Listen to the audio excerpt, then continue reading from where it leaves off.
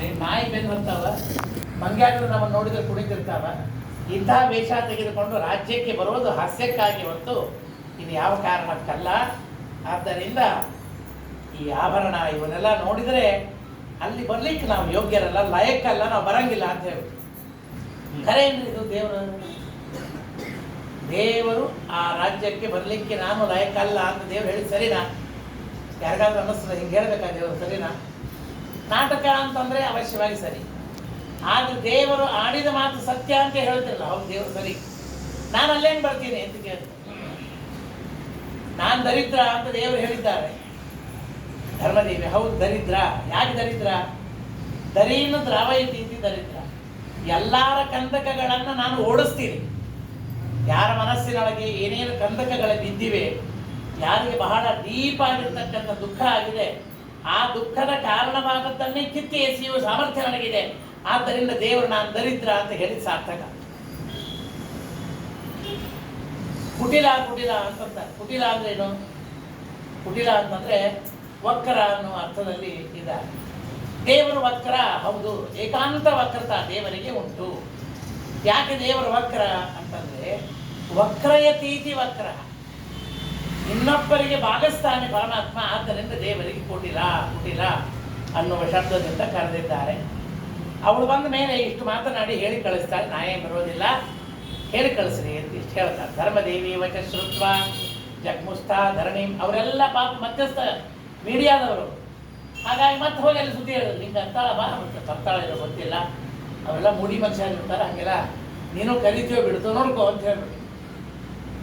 ಧರಣಿ ಅಂತಾಳೆ, ನನ್ನ ಕೆಲಸ ಇದೆ, ನನಗೆ ಬೇಕು, ನಾನು ಕಳಿಸಿ, ನೀವು ಯಾರು ನೋಡ್ಬೇಕು ಬರ್ಬೇಡ, ಹೋಗಿ ಎಲ್ಲಾದ್ರೂ ಹೋಗಿ ನಿಮ್ಮ ಮನೆಗೆ ಹೋಗ್ರಿ, ನಾನು ನೋಡ್ಕೊಳ್ತೀನಿ ಅಂತ ಹೇಳಿ. ಹೀಗೆ ದೇವರಿಗೆ ನಾವು ಶರಣಾಗತರಾಗಿದ್ದೀವಿ. ಯಾರ ಕಡೆಯಿಂದ ದೇವರಿಗೆ ಬಾ ಅಂತ ಹೇಳಿ ಕಳಿಸಿದ್ರೆ ಬರ್ದಾನ ನಾವು? ದೇವರು ಇಲ್ಲೆಲ್ಲೋ ಬಂದಾನ, ನಮ್ಮನೆಗೆ ಒಂದು ಸ್ವಲ್ಪ ಬಂದು ಹಾಯ್ದು ಹೋಗ್ರಿ. ಸ್ವಾಮಿಗಳು ಯಾರ ಮನೆಗೂ ಬಂದಿರ್ತಾರೆ, ಇಲ್ಲೇ ನಮ್ಮದು ಮನೆ ಅದ ಆದ್ರೂ ಬಂದೋಗ್ರಿ ಅಂತ ಹೇಳಿದ್ರೆ ಬರ್ತಾರೆ ಅವರು. ಸ್ವಾಮಿಗಳಂತಹ ಮಹಾನುಭಾವರೇ ಬರಂಗಿಲ್ಲ, ಜ್ಞಾನಿಗಳೇ ಬರಂಗಿಲ್ಲ. ರೋಡ್ದೊಳಗೆ ಹೋಗೋ ಒಳ್ಳೆಯ ಇಲ್ಲೇ ಅದ ಬರ್ತಿದ್ದು ಬರ್ರಿ ಅಂತಂದ್ರೆ ಬರ್ತಾರೆ, ಯಾರು ಬರಂಗಿಲ್ಲ. ಅಂಥದ್ದು ಯಾವುದೋ ಕಾರಣಕ್ಕಾಗಿ ಕರೆದ್ರೆ, ಯಾರ ಕಡೆಯಿಂದ ಹೇಳಿ ಕಳಿಸಿದರೆ ಪರಮಾತ್ಮ ನಮ್ಮ ಮನೆಗೆ ಬರಲಾರ. ದೇವರು ಬರಬೇಕಾದ್ರೆ ನನಗೆಷ್ಟು ಆತುರತಾ ಇದೆ ಅದು ಗೊತ್ತಾಗ್ತದೆ. ನಾನು ಆತುರ ಆಗಿರ್ಬೇಕು ದೇವ್ರ ಸಲುವಾಗಿ, ಬರಲೇಬೇಕು. ನೋಡ್ರಿ ನಿಮಗೆ ಆಗ್ತದೆ ಇದು ನೋಡ್ಕೊಳ್ರಿ, ನಿಮ್ಮ ಅನುಕೂಲ ನೋಡ್ಕೊಂಡು ಬರ್ರಿ ಅಂತ ಹೇಳಿದ್ರೆ ಅವ್ರಿಗೆ ಎಂದೂ ಅನುಕೂಲ ಆಗಂಗಿಲ್ಲ. ದೇವ್ರು ಎಂದೂ ಅನುಕೂಲ ತನಗೆ ಮಾಡ್ತಾರೆ. ನಿನ್ನ ಅನುಕೂಲದ ಇಲ್ಲ ಬರೋದು, ನೀ ಕರಿ, ಆಮೇಲೆ ಬರ್ತೀವಿ. ದೇವರು ಕರೆಯದೇ ಇದ್ರೂ ಬರಬೇಕಾದ್ರೆ ಅಷ್ಟು ದೊಡ್ಡವರು ನಾವಲ್ಲ, ದೇವರಿಗೆ ವ್ಯತ್ಯಾಸಪದ ನಾವಲ್ಲ. ವಿದುರನ ಮನೆಗೆ ವಿದುರ ಕರೀದೇ ಇದ್ರು ಡೈರೆಕ್ಟ್ ಆಗಿ ದೇವ್ರು ಬಂದ್ಬಿಟ್ಟ. ಹಾಗೆ ವಿದುರನಿಗೆ ಎಕ್ಸ್ಪೆಕ್ಟೇಷನೇ ಇಟ್ಟಿದ್ದಾರೆ ದೇವ್ರ ನಮಗೆ ಬರ್ತಾನಂತೇಳಿ. ಆದರೆ ಅವನಲ್ಲಿ ಅಖಂಡವಾಗಿರ್ತಕ್ಕಂತಹ ಭಕ್ತಿಯನ್ನು ಮಾಡಿದ್ದ. ಆ ಭಕ್ತಿಗೆ ಮೆಚ್ಚಿ ಪರಮಾತ್ಮ ವಿದುರನ ಮನೆಗೆ ಬಂದಿದ್ದ. ನಾವು ದೇವರನ್ನು ಕರೆದಾಗ ಹಾದಿ ಕಾಯಿಸಿ ಕಾಯಿಸಿ ಕಾಯಿಸಿ ಆಮೇಲೆ ಪರಮಾತ್ಮ ಬರ್ತಾನೆ. ಆದ್ದರಿಂದ ಸ್ವಾಮಿಗಳವರು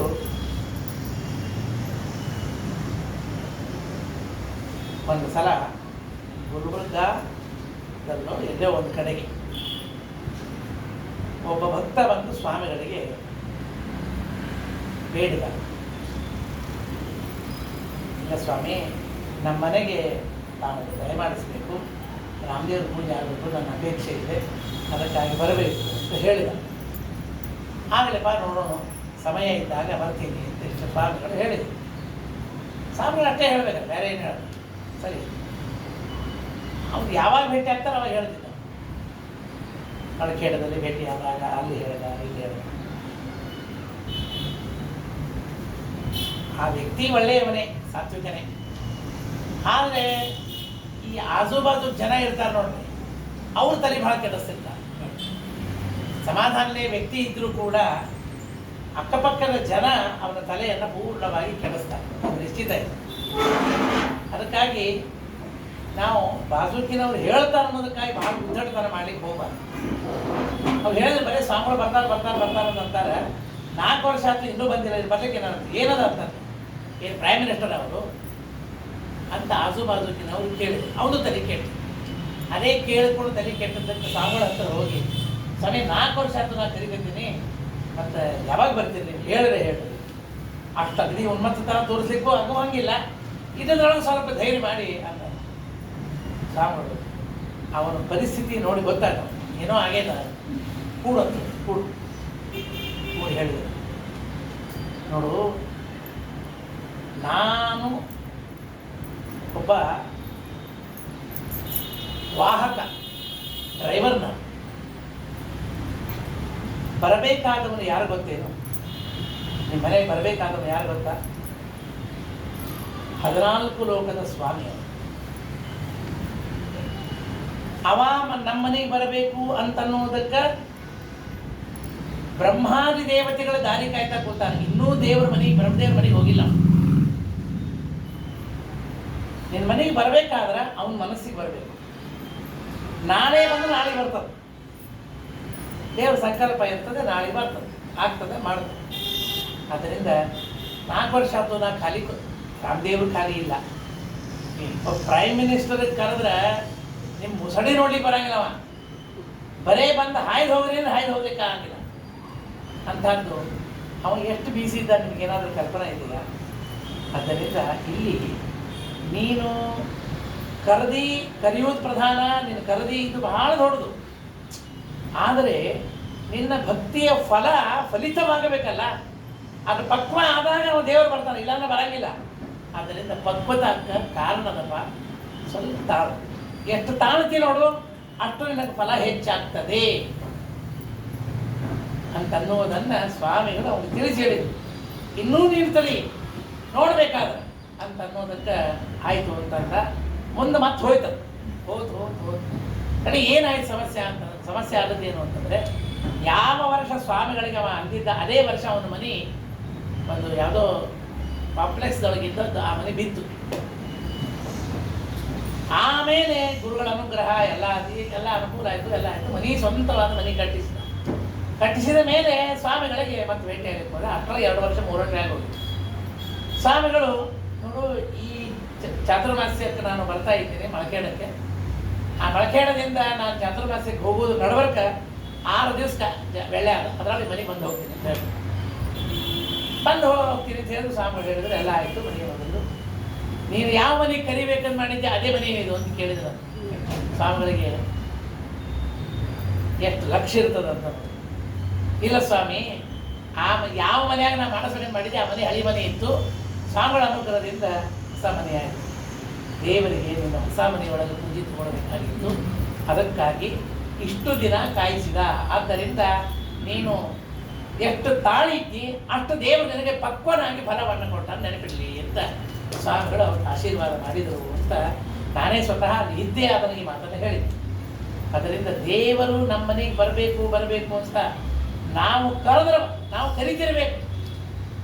ಬರಬೇಕು ಸ್ವಾಮಿ, ನಮ್ಮ ಮನೆಗೆ ಬರಬೇಕು ಅಖಂಡ ಕರಿತಿರ್ಬೇಕು. ಯಾವಾಗ ದೇವರ ಮನಸ್ಸು ಬರ್ತಾನೆ ಅನುಗ್ರಹ ಮಾಡ್ತಾನೆ ಅಷ್ಟೇ. ಭಾಷಿತ ರಾಜಪತ್ನ್ಯಾಸ ಸತ್ಯಮಾಹ ಧರಾಂಪತಿ. ಆವಾಗ ಅವಳು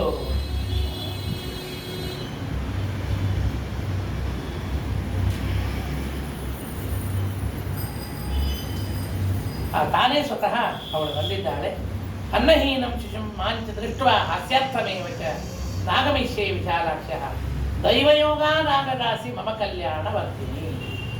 ಧರ್ಮದೇವಿ ಬಂದದ್ದೇ ಬಂದು ನಮಸ್ಕಾರ ಮಾಡಿ, ನನ್ನ ಪೂರ್ವಜನ್ಮದ ಪುಣ್ಯದಿಂದ ಇಲ್ಲಿ ಬದುಕಿ ಬಂದಿದ್ದಿ ಮಹಾತಾಯಿ, ಆದ್ದರಿಂದ ನೀನು ನಮ್ಮ ಮನೆಗೆ ಬರಲೇಬೇಕು ಅಂತ ಹೇಳಿ ಧರ್ಮದೇವಿ ಆಗ ಅಂತಾಳೆ, ಮಯಾ ಹಿಗರಿದಂ ವಾಕ್ಯಂ ಅಸತ್ಯೇ ಕೇನ್ಮನಸ್ವಿನಿ.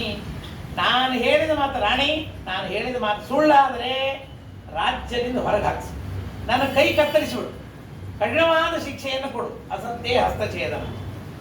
ಏನಂತ ತಿಳ್ಕೊಂಡಿಲ್ಲ, ನನ್ನ ಗಂಡ ಅಂದರೆ ನರನಾರಾಯಣರು. ಹೆಂಗೆ ಹೇಳ್ತಾವೆ ನೋಡ್ರಿ, ಶ್ರೀಮಾನ್ ಭರ್ತಾಮೇ ನಾರದ ತದ್ವೀರ್ಯ ಜಾತ.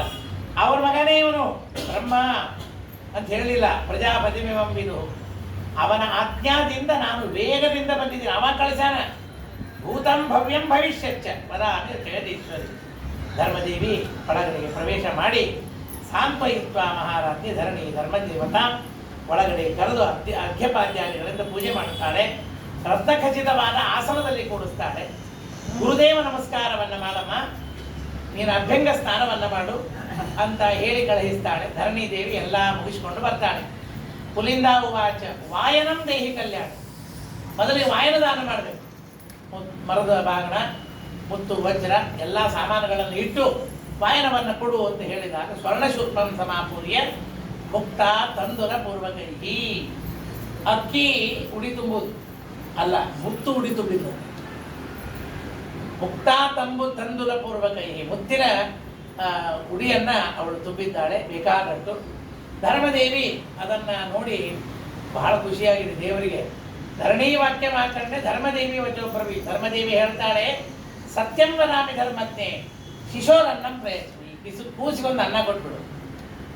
ಸುಮ್ಮನೆ ಹೇಳಬೇಕಲ್ಲೋ, ಅನ್ನ ಕೊಡು ಅಂದ್ರೆ ಕೊಡ್ತಿದ್ರು. ರಾಣಿನೇ ಇದ್ದು ಬೇಕಾದಷ್ಟು ಜನ ಇದ್ರು, ಮಾಡೋರಿದ್ರು, ಮಾಡಿಸ್ತಿದ್ರು, ತರಿಸ್ತಿದ್ರು. ರಾತ್ರಿದಿದ್ರು ಕೊಡು, ಮಧ್ಯಾಹ್ನದಿದ್ರು ಕೊಡು, ಹಳಸಿದ್ದಿದ್ರು ಕೊಡು ಅಂತ ಅಂದ್ಬಿಟ್ಟ ದೇವರು.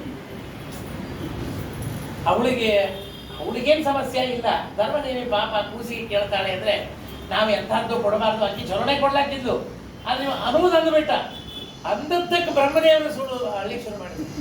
ಬ್ರಹ್ಮದೇವರಂದ್ರು, ನಾನು ಅಡಿಗೆ ಮಾಡಿದ 3 ತಾಸಿನ ಅನ್ನನೇ ತಿನ್ನಗಿಲ್ಲ. ನಾನು 3 ತಾಸು ಆಯ್ತು ಅಂತಂದ್ರೆ ಅದು ಯಾತಯಾಮ, ಅದ್ರ ನೈವೇದ್ಯ ಮಾಡ್ಲಿಕ್ಕೆ ಬರಂಗಿಲ್ಲ ನನಗೆ ಅಂತಂದ್ರೆ ತಿನ್ಲಿಕ್ಕೆ ಹಚ್ಚಿಯಲ್ಲ ಮಾರಾಯ ಅಂತ ದೇವರು ನೋಡಿ ಹಡಿ ಕಟ್ಸ್ಕೊಂಡು ಅಳ್ಳಿಕ್ಕೆ ಶುರು ಮಾಡಿದ್ರು ಅಂತ ಬ್ರಹ್ಮದೇವರು. ಆಗ ಆ ಕ್ಷೀರಾನ್ನಂ ಸ್ವರ್ಣ ಪಾತ್ರ ಸ್ತಂಭ ಅರ್ಭಗಸ್ಯ ಬದವರು ಅಂತ ಬಂಗಾರದ ಪಾತ್ರೆಯಲ್ಲಿ ಬಿಸಿ ಬಿಸಿ ಅನ್ನ, ಜೇನುತುಪ್ಪ, ತುಪ್ಪ ಎಲ್ಲ ಹಾಕಿ ತೆಗೆದುಕೊಂಡು ಬಂದ್ರೆ ಮಾನುಷಾನ್ನಂ ನ ಭುಕ್ತವ. ಬ್ರಹ್ಮದೇವರು ಮನುಷ್ಯನ ತಿಂತಾರೆ, ಮಾರಿ ಆಜ್ಞೆ ಮಾಡಿಬಿಟ್ರು. ಆಗ ದೇವರಂತಾನೆ ನಿನ್ನ ಹಣೆ ಬರಹ ಕಂದಮೂಲ ಫಲಾಶನ ದರಿದ್ರೋಸಿ ದುರಾಚಾರ ಕಥನ್ನು ಭೋಕ್ಷಸೇ ಮೃಷ್ಟಂ ಕ್ಷೀರಾನ್ನಂ ರಾಜನಿರ್ಮಿತಂ. ಹೆಂಗೆ ತಿಂತಿ ನೀನು? ರಾಜರ ಮೃಷ್ಟಾನ್ನ ತಿನ್ನೋ ಯೋಗಿತಾರನೇ ನಿಂದು ಬಿಡು ಅಂತ ಹೇಳಿದ್ದು ದೇವರು ತಾನೇ ಸ್ವೀಕಾರ ಮಾಡಿದ್ದಾನೆ. ಅಲ್ರಿ ಬ್ರಹ್ಮದೇವರು ಸ್ವೀಕಾರ ಮಾಡಲಿಲ್ಲ, ಈ ದೇವ್ರು ನಡೀತಲ್ಲ. ಬ್ರಹ್ಮದೇವರು ಮಡಿವಂತರು, ದೇವರಿಗೆ ಯಾವುದಾದ್ರೂ ನಡೀತದೆ. ಹೌದು, ದೇವರಿಗೆ ಎಲ್ಲ ಏನು ಬೇಕಾದ ಕೊಡು. ಬೇಕಾದಂದ್ರೇನು ನಿಷಿದ್ಧವಾದದ್ದಲ್ಲ. ಆದರೆ ಭಗವಂತ ಭಕ್ತಿಯಿಂದ ಏನು ಕೊಡ್ತೀರಿ ಅದನ್ನು ಅನಿಷಿದ್ಧವಾದದ್ದನ್ನು ಪರಮಾತ್ಮ ಎಲ್ಲವನ್ನು ಸ್ವೀಕಾರ ಮಾಡ್ತಾನೆ.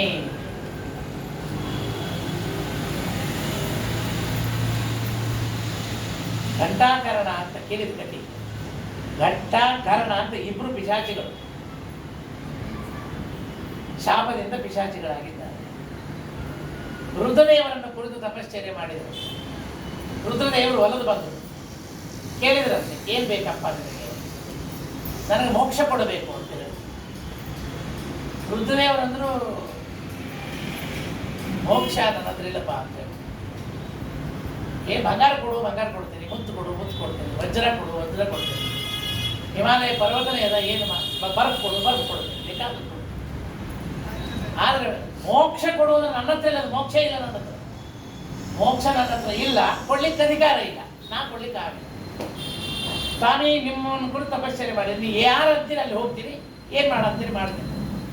ಇಲ್ಲಿಂದ ಸರಳ ಹಿಮಾಲಯ ಪರ್ವತಕ್ಕೆ ಹೋಗಿ ಅಲ್ಲಿ ನನ್ನನ್ನೇ ಕುರಿತು ಒಬ್ಬ ತಪಶ್ಚರ್ಯ ಮಾಡಬೇಕು ಅಂತ. ಅವನ ಹೆಸರು ಕೃಷ್ಣ ಅಂತ.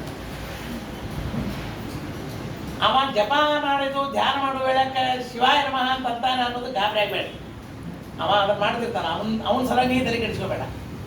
ನೀವು ಹೋಗಿ ಕೃಷ್ಣನಿಗೆ ಹೋಗಿ ಸಾಷ್ಟಾಂಗ ನಮಸ್ಕಾರ ಹಾಕಿ ಅವನ ನೈವೇದ್ಯ ಮಾಡ್ರಿ, ಅವನ ಕಡೆಯಿಂದ ಮೋಕ್ಷ ಕೇಳಿ ನಿಮಗೆ ಕೊಡ್ತಾನೆ ಹೇಳಿ ರುದ್ರದೇವರು ಕೊಟ್ಟು ಕಳಿಸಿ. ಘಂಟಾಕರಣ ಪಿಶಾಚಿ ಹೊರಟು ಹಿಮಾಲಯ ಪರ್ವತಕ್ಕೆ ಹೋಗುವ ವೇಳಕ್ಕೆ ಹಾದಿ ಒಳಗೆ ಎಲ್ಲ ಎಡಕ್ಕೆ ಬಲಕ್ಕೆ ಎಲ್ಲ ಋಷಿಮನಗಳು ತಪಶ್ಚರ್ಯಕ್ಕೆ ಕೂತಿದ್ರಂತೆ. ಯಾವುದೋ ಒಂದು ಬ್ರಾಹ್ಮಣ ಬ್ರಾಹ್ಮಣ ಇದ್ದ, ಅವನ ತಲೆ ಮೇಲೆ ಫಟ್ ಅಂತ ಬಡದ್ರಂತೆ, ಸತ್ಯ ಹೋದ್ರು. ಆ ಹೆಣ ತಗೊಂಡು ಎಳ್ಕೋತ ಹೋದ್ರಂತೆ. ಎಳ್ಕೋತ ಹೋಗಿ ಇಲ್ಲಿ ಕೃಷ್ಣ ಯಾರಿದ್ದಾರೆ ಅಂತ ಕೇಳಿದರು. ಆ ಹೆಣ ಈ ರಾಕ್ಷಸರ ಸ್ವರೂಪ ಇವೆರಡೂ ನೋಡಿ ಎಲ್ಲರೂ ಗಾಬರಿಯಾಗಿ ನಾವ್ಯಾರು ಅಲ್ಲಪ್ಪ, ಅಲ್ಲಿ ಮೂಲಿ ಕೂತಾಂಡು ಅವು ಹೋಗು ಅಂತ ಹೇಳಿದ್ರು. ಅಲ್ಲಿ ಹೋದ ಮೇಲೆ ಆ ಘಂಟಾಕರ್ಣ ಪಿಶಾಚಿಗಳು ಸ್ವಾಮಿ ಉಪಹಾರ ತಂದಿವಿ ತಗೋರಿ ಅಂತ ಬ್ರಾಹ್ಮಣ ಹೆಣನೇ ಅವನು ಸಮಂತ ನೈವೇದ್ಯ ಮಾಡಿಬಿಟ್ಟು ಪರಮಾತ್ಮನಿಗೆ ಭಾರಿ ಸಂತೋಷ ಆಯ್ತು. ಚಲೋ ಆಯ್ತಪ್ಪ, ಒಳ್ಳೇದಾಯ್ತು. ಯಾಕೆ ಬಂದೀರಿ ಅಂತ ಕೇಳಿದ್ರು. ಇಲ್ಲ, ನಮಗೆ ರುದ್ರದೇವರ ಹತ್ರ ನಾವು ಹೋಗಿದ್ದೀವಿ, ಮೋಕ್ಷ ಬೇಕು ಅಂತ, ನಿನ್ನ ಹತ್ರ ಕಳಿಸ್ಯಾರ, ನೀ ಕೊಡಬೇಕು ಅಂತ. ಆಯಿತು ಅಂತ ಹೇಳಿ ಆಗ ಘಂಟಾಕರ್ಣ ಪಿಶಾಚಿಗಳು ಕೃಷ್ಣನನ್ನು ಕುರಿತು ಸ್ತೋತ್ರ ಮಾಡ್ತಾರೆ. ಅದ್ಭುತವಾದ ಸ್ತೋತ್ರ ಇದೆ. ಭಗವಂತನ ಮಹಾತ್ಮ್ಯವನ್ನು ವರ್ಣನೆ ಮಾಡ್ತಾರೆ. ಆಮೇಲೆ ಪರಮಾತ್ಮ ಪಿಶಾಚಿ ಆ ರಾಕ್ಷಸ ಜನ್ಮದಿಂದ ಅವರನ್ನು ಬಿಡುಗಡೆ ಮಾಡ್ತಾನೆ. ಅವರು ಉತ್ತಮವಾದ ಗತಿಯನ್ನು ಕೊಟ್ಟ ಅನ್ನೋ ಕಥೆಯನ್ನು ಹೇಳ್ತಾನೆ. ಈ ಕಥೆ ಯಾಕೆ ಹೇಳಿದೆ ಅಂತಂದರೆ, ನಾವು ಒಂದು ಹೆಣ ತಗೊಂಡೋಗಿ ದೇವರ ನೈವೇದ್ಯ ಮಾಡಿದ್ರೆ ಬರಂಗಿಲ್ಲ. ಆದರೆ ಪಿಶಾಚಿಗಳಿಗೆ ಅದೇ ಆಹಾರ. ಆದ್ದರಿಂದ ಅದಕ್ಕೆ ಆದ ಆಹಾರವನ್ನು ದೇವರ ನೈವೇದ್ಯ ಮಾಡಿದ್ರೆ ಅದು ಯೋಗ್ಯ. ಹಂಗ ನಮಗೆ ದೇವ್ರು ಏನು ಬೇಕಾದ ನೈವೇದ್ಯ ಮಾಡ್ಲಿಕ್ಕೆ ಹೇಳ್ಯಾರ ಆಚಾರ ಅಂತ ಅನ್ನೋದಕ್ಕೆ ನಾಳೆಗೆ ಮಹಾನವಮಿ, ದುರ್ಗಾಷ್ಟಮಿ ಫಸ್ಟ್ ಕ್ಲಾಸ್ ಉಳ್ಳಾಗಡ್ಡಿ ತಂದು ಅದನ್ನು ಭಜಿ ಮಾಡಿ ನಾವು ದುರ್ಗಾದೇವಿಗೆ ನಾರಾಯಣಗೆ ಇದು ಭಜಿ ತಗೊಳ್ಳೋ ಸ್ವಾಮಿ, ಒಳ್ಳೆ ವಾಸನೆ ಬರ್ತದೆ, ಎಲ್ಲರೂ ತಗೊಂಡಾರ, ನೀವು ಅದು ತಗೋ ಅಂತಂದರೆ ದೇವರಿಗೆ ಅದನ್ನು ತಗೊಳ್ತಾನ. ಸರ್ವಥಾ ತೆಗೆದುಕೊಳ್ಳೋದಿಲ್ಲ. ಯಾಕೆ ಅಂದರೆ ನಾವು ಬ್ರಾಹ್ಮಣರು, ನಮಗೆ ಸಿದ್ಧವಾದ ಆಹಾರಗಳು ಇಂತಿಂಥ ತರಕಾರಿಗಳು ಅವಷ್ಟೇ ಸಿದ್ಧವಾದದ್ದನ್ನು ನೈವೇದ್ಯ ಮಾಡಬೇಕೇ ಹೊರತು ನಿಷಿದ್ಧವಾದದ್ದನ್ನೆಲ್ಲವನ್ನು ಕೂಡ ನಾವು ಮಾಡಲಿಕ್ಕೆ ಬರೋದಿಲ್ಲ. ತಿನ್ಲಿಕ್ಕೆ ಬರ್ತದೋ ಇಲ್ಲೋ ಅಂತ ಕೇಳಿದ್ರು ಯಾರೋ. ನೈವೇದ್ಯ ಮಾಡಿ ಬರಂಗಿಲ್ಲ ಬಿಟ್ಬಿಡ್ರಿ, ನಮಗೆ ನೈವೇದ್ಯ ಮಾಡೇ ತಿನ್ನಬೇಕು ಅಂತ ನಮ್ಮ ಸಮಸ್ಯೆ ಇಲ್ಲೇ ಇಲ್ಲಲ್ಲ. ಆದ್ದರಿಂದ ತಿನ್ಲಿಕ್ಕೆ ಬರ್ತದೋ ಇಲ್ಲೋ ನಿಮ್ಮನ್ನೇ ಮಳೆ ಬರಹ. ಇದು ಪುರಾಣದಾಗಂತೂ ಹೇಳಿಲ್ಲ ತಿನ್ಲಿಕ್ಕೆ ಬರ್ತದೋ ಇಲ್ಲೋ. ದೇವರಿಗೆ ನೈವೇದ್ಯ ಮಾಡಿದ್ದನ್ನೇ ತಿನ್ನಬೇಕು, ಬಿಟ್ಟದ್ದನ್ನು ತಿಂತೀವಿ ಅಂತಂದ ಮೇಲೆ ಯಾವುದಾದ್ರೂ ತಿನ್ನಬಹುದು. ಆದರೆ ಅದು ತಿಂದದ್ದೇನು ಅಂತಂದರೆ ಮಾಂಸ ಭಕ್ಷಣ ಮಾಡಿದ ಪಾಪ ಬರ್ತದೆ. ಆದ್ದರಿಂದ ನಿಷಿದ್ಧವಾದದ್ದನ್ನು ತಿನ್ನಬಾರದು, ನಿವೇದಿತವಾದದ್ದನ್ನು ತಿನ್ನಬೇಕು. ಆದ್ದರಿಂದ ಸಿದ್ಧವಾದದ್ದನ್ನೇ ನೈವೇದ್ಯ ಮಾಡಬೇಕು. ಪರಮಾತ್ಮ ಅವತಾರಗಳಲ್ಲಿ ಮನುಷ್ಯಾನ್ನವನ್ನೂ ತಿಂತಾನೆ, ಆದರೆ ದೇವರಿಗೆ ಅದರಿಂದ ವಿಕಾರ ಆಗುವುದಿಲ್ಲ. ಗಟ್ಟಿಮುಟ್ಟಿ ತಿಳ್ಕೊಂಡ್ರೆ, ಗಟ್ಟಿಮುಟ್ಟಿ ಸಿದ್ಧಾಂತ ಇದೆ. ದೇವರ ದೇಹ ಚಿನ್ಮಯ, ಅದರೊಳಗೆ ಯಾವ ಅನ್ನ ಹೋಗಲಿ, ಏನು ಬೇಕಾದ್ದಾಗಲಿ, ಆದರೆ ಅದರ ವಿಕಾರ ಆಗುವುದಿಲ್ಲ. ನಮಗೆ ಹೆಂಗೆ ಅನ್ನ ವಿಕಾರವಾಗ್ತದೆ, ಅದು ಊರ್ಜಾ ಆಗ್ತದೆ, ಶಕ್ತಿ ಆಗ್ತದೆ, ನಮ್ಮ ದೇಹದೊಳಗೆ ಅದು ಕನ್ವರ್ಟ್ ಆಗ್ತದೆ, ಶಕ್ತಿಯಾಗಿ ಮಾಂಸವಾಗಿ ಕನ್ವರ್ಟ್ ಆಗ್ತದೆ, ಮಲವಾಗಿ ಕನ್ವರ್ಟ್ ಆಗ್ತದೆ. ಹಾಗೆ ಅನ್ನ ಅನ್ನುವುದು ದೇವರು ಸ್ಥೂಲಾನ್ನವನ್ನು ಭೋಗ ಮಾಡುತ್ತಾನೆ, ಆದರೆ ಅದರ ವಿಕಾರ ದೇವರಿಗೆ ಆಗುವುದಿಲ್ಲ. ಇಷ್ಟು ಸಲ ವೆಂಕಟೇಶ ಮಹಾತ್ಮೆ ಕೇಳಿದ ಮೇಲೂ ಈ ವಿಷಯ ನಮ್ಗೆ ಗಟ್ಟಿ ಆಗಲಿಲ್ಲ. ಅಂದರೆ 60 ವರ್ಷ ವೆಂಕಟೇಶ ಮಹಾತ್ಮೆ ಹೇಳಿದ ಬೇರೆ ಎಷ್ಟು ಕೇಳಿದ್ದು, ಎಷ್ಟು ನನಗಿಂತ ಇದು ಕೇಳಿದ್ದು ನೀವು. ನಾನೇ ಹೇಳಿದ್ದು ಒಂದು 2 ಸಲ ತಪ್ಪಿಸಿದೆ. ರುರೋಧ ಸ ಶಿರುಸ್ತಸ್ಯ ಧರ್ಮದೇವಿ ಅಷ್ಟೇ ಭೂಮಿಪ. ಭಗವಂತ ಅದನ್ನು ಅವನಿಗೆ ಬೈದು ತಾನೇ ಭೋಜನವನ್ನು ಮಾಡಿದ್ದಾನೆ. ಕ್ಷೀರಾನ್ ಒಳ್ಳೆ ಊಟ ಆಯಿತು. ಎಷ್ಟೋ ದಿನ ದೇವ್ರಿಗೆ ಊಟ ಹಾಕಿದ್ರೆ ಬರೀ ಹಾಲು ತಗೊಂಡು ಕೂತಿದ್ದ. ರಾಣಿ ಮನೆ ಮುಂದೆ ಭಾವಿ ಅತ್ತಿ ಮನೆ, ಇದು ಅತ್ತಿ ಮಾಡ್ಯಾಳ, ಸ್ವೀಕಾರ ಮಾಡ್ಯಾನ ದೇವರು, ಏನು ತಪ್ಪಾಯ್ತು? ಎಲ್ಲವನ್ನ ನೋಡಿಕೊಂಡು ಸತ್ಯಂ ವದಾಮಿ ಸುಶ್ರವಣಿ. ಊಟ ಆದ ಮೇಲೆ ಸ್ವಲ್ಪ ಭಾರ ಆಗ್ತದೆ, ಅದಕ್ಕೆ ತಾಂಬೂಲ ಕೊಡು ಅಂದ್ರೆ ಹೇಳಿಕ್ಕೆ ಸ್ವಲ್ಪ ಹುಡುಗ ಬರ್ತದೆ ಅಂತ ತಾಂಬೂಲವನ್ನು ಸ್ವೀಕಾರ ಮಾಡ್ತಾರೆ. ತಾಂಬೂಲವನ್ನು ಏಲ, ಲವಂಗ, ಕರ್ಪೂರ, ನಾಗವಲ್ಲಿ ದಳಗಳಿಂದ ಕೂಡಿದ 16 ಪದಾರ್ಥಗಳಿಂದ ಕೂಡಿದ ಆ ತಾಂಬೂಲವನ್ನು ಒಪ್ಪಿಸಿದ್ದಾರೆ. ಸಾ ಪೂರ್ವಾಭಿಮುಖಿ ಭೂತ್ವ ಪುತ್ರಮಂಕೆ ನಿಧಾಯ ಚ. ಆಮೇಲೆ ಆ ತೊಡೆ ಮೇಲೆ ಕಾಲು ಉದ್ದು ಚಾಚಿ ಆ ಕಾಲಿನ ಮೇಲೆ ಬ್ರಹ್ಮದೇವರನ್ನು ಮಲಗಿಸಿದ್ದಾರೆ. ಅವನು ಹಾಗೆ ಮಲಗು ಅಂತ ಹೇಳಿದ್ದಾರೆ. ಪುರತೋ ಗುರುಮಾದಾಯ ಪಾದವು ಆಸ್ತೀರ್ಯ ಸಂಸ್ಥಿತ. ಏವಂ ರೂಪಂ ಗತಂ ರೂಪಂ ಕೃಷ್ಣಂ ಶ್ರೀನಿವಾಸಂ ಸುರೋತ್ತಮಃ. ಕಾಲು ಚಾಚಿದ್ದಾನೆ, ಬ್ರಹ್ಮದೇವರನ್ನು ಮಲಗಿಸಿದ್ದಾನೆ. ಬ್ರಹ್ಮಾಂಡ ಬುಟ್ಟಿಯನ್ನು ಎದುರಿಗಿಟ್ಟುಕೊಂಡ ಶಂಖ ಗಜಗು ಇವೆಲ್ಲ ನವಗ್ರಹ ಎಲ್ಲ ಸಾಲಕ್ಕೆ ಕಾಣುವ ಹಂಗೆ ಇಟ್ಟಾನೆ. ಕೈಯಾಗಿ ಕೋಲ್ ತಗೊಂಡಾನೆ, ಪಟ ಪಟ ಪಟ ಬಡಿತಾನೆ, ಕಣ್ಣು ಮುಚ್ಚಿಸ್ತಾನೆ, ಧ್ಯಾನ ಮಾಡಿದಾಗ ಮಾಡ್ತಾನೆ. 4-5 ಮಂದಿ ಹೆಸರು ತಗೊಳ್ಳಿಕ್ಕೆ ಶುರು ಮಾಡಿದ. ಇವೆಲ್ಲ ಆ ಮೇಲಿದ್ದ ದೇವತೆಗಳನ್ನು ನೋಡಿ ನಗಲಿಕ್ಕೆ ಶುರು ಮಾಡಿದಂತೆ. ಎಂಥ ರೂಪ ಇದು! ಅನ್ಯೋನ್ಯಂ ಭಾರತೀಂ ಪ್ರಮುಚು ಸಂಭ್ರಮ ಸಂಭ್ರಮಾತ್ ಕಾತರಾನ್ವಿತಾ, ಆ ಕೌತುಕದಿಂದ ನೋಡ್ತಾ ಇದ್ದಾರೆ. ಏನು ಪುಣ್ಯ ಮಾಡಿದ್ದಾಳೆ ಆ ಧರಣಿದೇವಿ. ಲಕ್ಷ್ಮೀ ಸಹಾಯನಾದ ಪರಮಾತ್ಮ ಪ್ರಾಕೃತ ಮನುಷ್ಯರಂತೆ ಆಟ ಆಡ್ಲಿಕ್ಕೆ ನಿನ್ನ ಮನೆಗೆ ಬಂದಿದ್ದಾನಲ್ಲಮ್ಮ. ಆ ಧರಣಿದೇವಿ ಪುಣ್ಯನೇ ನಿಜವಾದ ಪುಣ್ಯ. ಪರಮಾತ್ಮನ ಇಂತಹ ರೂಪವನ್ನು ಪ್ರತ್ಯಕ್ಷವಾಗಿ ನೋಡಿಲ್ಲಲ್ಲ. ಏವಂ ಹರೇ ಚಿತ್ರಚರಿತ್ರ ಕರ್ಮ ಗಾಯಂತಿ ಕಂಜೋದ್ಭವ ಶಂಭು ಶಕ್ರಾಹ ಕಲಂಯುಗೆ ಪಾಪಕೃತಾಂ ನರಾಣಾಂ ಉದ್ಧಾರಣಾರ್ಥಂ ಜಗದೀಶ ಚೇತ. ಇಷ್ಟಾದ ಮೇಲೆ ಪರಮಾತ್ಮ ತಾನು ಊಟ ಆದಮೇಲೆ ಸ್ಮರಣ ಮಾಡ್ತಾಳೆ. ಯಾರ್ಯಾರನ್ನ? ಎಲ್ಲ ಹಿರಿಯರನ್ನ ಸ್ಮರಣ ಮಾಡ್ತಾಳೆ. ಈ ಸಂದರ್ಭದಲ್ಲಿ ಒಂದು ಮಾತನ್ನು ನಾವು ತಿಳಿಯಬೇಕು. ಭವಿಷ್ಯವನ್ನ ಕೇಳುವ ಕಾಲದಲ್ಲಿ ಎಲ್ಲರ ಸ್ಮರಣೆಯನ್ನ ಪರಮಾತ್ಮ ಮಾಡಿ ಭವಿಷ್ಯವನ್ನ ಹೇಳ್ತಾನೆ. ಭವಿಷ್ಯ ಕೇಳದೇ ಇದ್ರೆ ಇವರು ಸ್ಮರಣ ಮಾಡಬಾರದು ಅಂತಲ್ಲ. ನಮ್ಮ ಭವಿಷ್ಯವನ್ನ ಬದಲ ಮಾಡುವವರೇ ಈ ವ್ಯಕ್ತಿಗಳು. ಎಲ್ಲ ಹಿರಿಯ ದೇವತೆಗಳು ಯಾರ್ಯಾರಿದ್ದಾರೆ ಆ ಎಲ್ಲಾ ದೇವತೆಗಳ ಸ್ಮರಣೆ ನಿತ್ಯದಲ್ಲಿ ಅವಶ್ಯಕ. ತಾರತಮ್ಯಾನುಸಾರವಾಗಿ ಅವರೆಲ್ಲರನ್ನು ಕೂಡ ನಾವು ಸ್ಮರಣೆ ಮಾಡ್ತಾ ಮಾಡ್ತಾ ಇದ್ರೆ ನಮ್ದೇನು ಭವಿಷ್ಯ ಇರ್ತದೆ ಅದು ಬದಲಾಗ್ತದೆ. ನಿತ್ಯದಲ್ಲಿ ತಾರತಮ್ಯ ಸ್ತೋತ್ರವನ್ನು ಹೇಳಲೇಬೇಕು. ನಾನು ಪಾಠ ಹೇಳ್ತಾ ಇರುವಾಗ ಅನೇಕ ಸಲ ಚಾರ್ಟ್ ಮಾಡಿ ಅದನ್ನು ಮಾಡಿ ಇದನ್ನು ಮಾಡಿ ಇಷ್ಟು ಗುಣ ಇಷ್ಟು ಗುಣ ಕೆಳಗೆ ಇಷ್ಟು ಗುಣ ಮೇಲೆ ಎಲ್ಲ ನಾನು ಬರೆದು ಹಚ್ಚಿದ್ದೆ. ಆ ಪಾಠ ಹೇಳ್ತಾ ಇರುವಾಗ ನಮಗೇನು ಡೈರೆಕ್ಟ್ ದೇವರು ಪ್ರತ್ಯಕ್ಷ ಆದಂಗಿತ್ತು. ಅದನ್ನು ಹೇಳಿ ಮುಗಿಸಿದ್ದೀವಿ. ಚಾರ್ಟು ವಾಟ್ಸ್ಆ್ಯಪ್ನಲ್ಲಿ ಭಾಳ ಹಿಂದೆ ಹೋಗ್ಬಿಡ್ತು. ಅದನ್ನು ನೋಡೋ ಪ್ರಸಂಗ ನಮಗೂ ಬರಲಿಲ್ಲ, ನಿಮಗೂ ಬರಲಿಲ್ಲ, ಎಲ್ಲ ಮರೆತು ಬಿಡ್ತು. ಮತ್ತು ಪುನಃ ಹೊಸ ರೂಪ ಇದೆ. ಯಾರಾದ್ಮೇಲೆ ಯಾರು ಮತ್ತೆ ಎಷ್ಟೇ ಕಷ್ಟ. ಏನು ಚೂಸಾರು ಪರೀಕ್ಷಾ ಅಲ್ಲಿ ಇಲ್ಲಿ ಕೊಟ್ಟದ್ದಕ್ಕೆ 4 ಮಂದಿಗೆ ಏನಾದರೂ ಕೊಡ್ತಿದ್ರೆ ಇರಬೇಕು. ಪರೀಕ್ಷಾ 5 ವರ್ಷ ಮುಗಿದೇ ಯಾವ್ದಾದ್ರು ಮುಗಿದಿತ್ತು ಅಂದ್ರೆ ಅವ್ರಿಗೆ ನಾನು ಕೇಳ್ತೀನಿ.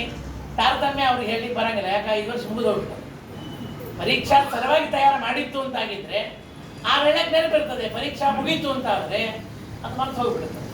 ಅದು ಪರೀಕ್ಷೆಗಾಗಿ ಅದಲ್ಲ, ನಮ್ಮ ಜೀವನದ ಭವಿಷ್ಯಕ್ಕಾಗಿ ಆ ತಾರತಮ್ಯ ಜ್ಞಾನವನ್ನು ನಾವು ಮಾಡಿಕೊಳ್ಳಬೇಕು. ಇದು ಭಗವಂತನೇ ತಾನು ಅದನ್ನು ಒಪ್ಪಿ ಆ ಸಿದ್ಧಾಂತವನ್ನು ನಂಬಿ ಅದನ್ನು ತೋರಿಸಿಕೊಟ್ಟು ನಮಗೆ ದೇವತೆಗಳ ಸ್ಮರಣೆಯನ್ನು ಮಾಡಬೇಕು ಅನ್ನೋದನ್ನು ಹೇಳಿಕೊಡ್ತಾನೆ. ಆದ್ದರಿಂದ ನಿತ್ಯದಲ್ಲಿ ವಿಷ್ಣು ಸರ್ವೋತ್ತಮೋಥ ಪ್ರಕೃತಿ ರಥ ವಿಧಿ ಪ್ರಾಣನಾಥಾವತೋಕ್ತೆ ಬ್ರಹ್ಮಾಣಿ ಭಾರತೀ ಚ ದ್ವಿಜಫಣಿಪಮೃಡಾಃ ತತ್ಶ್ರೇಯಶ್ಚ ವಿಷ್ಣೋ ಸೌಪರ್ಣಿ ವಾರುಣಿ ಪರ್ವತಪತಿತನಯ ಇಂದ್ರಕಾಮಾವಥಾಸ್ಮಾನ್ ಪ್ರಾಣೋಥೋ ಯೋ ನಿರುದ್ಧೌ ರತಿಮನು ಗುರವೋ ದ್ರಕ್ಷಚೌ ಜಪಾಂತು. ಮನೆ ಶ್ರೀಮನ್ಯಾಯ ಸುಧಾ ಪಾಠ ಹೇಳ್ತಾ ಇರುವಾಗ ಲಯದಲ್ಲಿ ಯಾರ್ಯಾರು ಲಯವನ್ನು ಹೊಂತಾರೆ ಆಗುವನ್ನು ತಾರತಮ್ಯವನ್ನು ಹೇಳಿದ್ದಾರೆ. ಅದು ನಮ್ಮ ಹುಡುಗರೆಲ್ಲ ಬಾಯಾರಿಕೆ ಮಾಡಿಬಿಟ್ಟಿದ್ರು. 4ನೇ ಅಧ್ಯಾಯ ಯಾರಿಗೆ ತಯಾರು ಮಾಡಿಸಿದ್ದೀವಿ ಅವ್ರೆಲ್ಲರಿಗೆ ಅದು ಬಾಯಾರಿಸಿದ್ರು. ಹೇಳ್ತಾರೆ, ಎಲ್ಲ ಹೇಳ್ತಾರೆ. ಪರೀಕ್ಷಾ ಸಲ ತಯಾರು ಮಾಡಿದವ್ರು ಎಲ್ಲ ತಯಾರು ಮಾಡಿ ಈ ಕೇಳ್ರಿ ಮರ್ತು ಹೋಗಿ ಪರೀಕ್ಷಾ ವೇಳೆ ಇನ್ನೂ ನಾವು ಪ್ರಶ್ನೆ ಹೇಳಪ್ಪ ಯಾರಲ್ಲ ಅಲ್ಲಿ ಶುರು ಮಾಡಿದ ಉಸಿರು ಬಿಟ್ಟದ ಕಡೆಗೇನೆ ನಾರಾಯಣನೊಳಗೆ ಇಷ್ಟು ಗಟ್ಟಿಯಾಗಿ ಅವರು ತಯಾರು ಮಾಡಿದವರು. ಆದರೆ ಇವತ್ತು ಅವರಿಗೆ ನಾವು ಕೇಳಿದ್ರೆ ಅದು ಮರ್ತು ಹೋಗ್ತೀವಿ. ಯಾಕೆ ನಿತ್ಯ ಅದನ್ನು ಅನುಸಂಧಾನ ನಾವು ಮಾಡೋದು. ಆದರೆ ಅದು ನಿತ್ಯ ಅಗತ್ಯ ಕರ್ತವ್ಯ ಅನ್ನುವುದಕ್ಕಾಗಿ ಭೋಜನಾಂತೆ ಸ್ಮರತ್ವಾನ ದೇವಾನ್ ಸ್ವಕುಲ ಪೂಜಿತಾನ್ ಆದೌ ನಾರಾಯಣನನ್ನ ಧ್ಯಾನ ಮಾಡ್ತಾರೆ. ಆಮೇಲೆ ಲಕ್ಷ್ಮೀದೇವಿ, ಅದಾದ್ಮೇಲೆ ಬ್ರಹ್ಮದೇವರು, ಆಮೇಲೆ ಸರಸ್ವತಿ, ಆಮೇಲೆ ಉಮಾಕಾಂತ ರುದ್ರದೇವರು, ಆಮೇಲೆ ಉಮಾದೇವಿ, ಅದಾದ್ಮೇಲೆ ಇಂದ್ರ, ಅದಾದ್ಮೇಲೆ ಶಚಿ, ಅದಾದ್ಮೇಲೆ ಎಷ್ಟು ದಿಕ್ಪಾಲಕರು,